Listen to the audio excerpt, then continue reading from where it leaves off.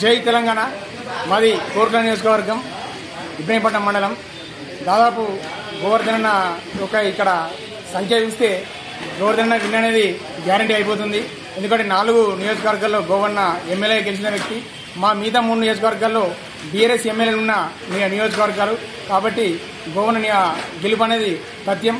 అలాగే ఇప్పుడు గ్రామాల్లో కూడా ప్రజల్లో ఏమవుతుందంటే కాంగ్రెస్ కోటేస్తే కాంగ్రెస్ అధిష్టానం రాహుల్ గాంధీ మాట వింటారు వాళ్ళు, కాంగ్రెస్ నాయకులు.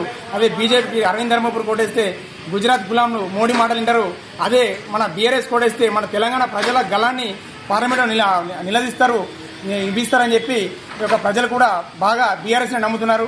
ఖచ్చితంగా ఈ యొక్క పార్లమెంట్ ఎలక్షన్లో బీఆర్ఎస్ విన్ అవుతుంది. తెలంగాణ గలాన్ని అక్కడ పార్లమెంట్లో వినిపించాలని ప్రజలంతా కలిసి బీఆర్ఎస్ను ఎన్నుకుంటారని చెప్పి మేము గ్రామాల్లో తిరుగుతున్నాం. మేము గ్రామ నాయకులం. గ్రామాల్లో కొంతమంది నాయకులు అధికారం చేయలేదు కదని కొంతమంది కేంద్ర అధికార పార్టీకి, కొంతమంది రాష్ట్ర అధికార పార్టీకి బీఆర్ఎస్ నుంచి కొంతమంది వెళ్తూ ఉంటే ప్రజల్లో వాళ్ళకు వ్యతిరేకత వస్తున్నది. మొన్నటి వరకు కారు గుర్తు కొట్టేయమని చెప్పి ఇవాళ చేతి గుర్తు కొట్టేయమని పోతే ఆ ప్రజలే చెప్పు చీపురు పట్టి కొట్టాన్ని పరిస్థితులు తయారవుతున్నాయి గ్రామాల్లో. ప్రజల్లో ఒక మార్పు వచ్చింది.